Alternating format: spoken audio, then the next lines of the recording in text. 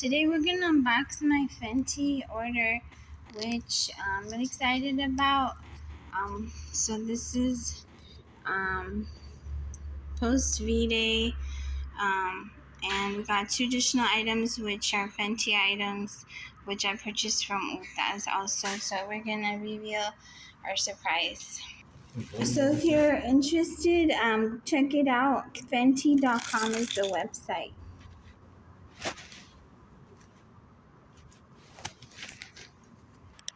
Alright, so we busted open the box. Let's see what's inside. So we got a cute gift. So this bag is a messenger bag, which was a gift with a certain dollar amount purchase.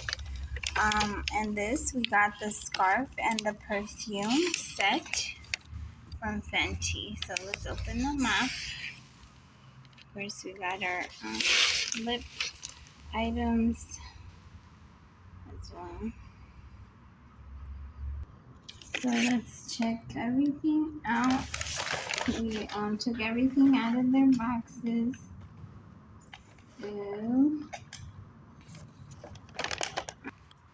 Okay, so that's our haul. And there's a really cute little scarf here with the perfume inside of it. The messenger bag.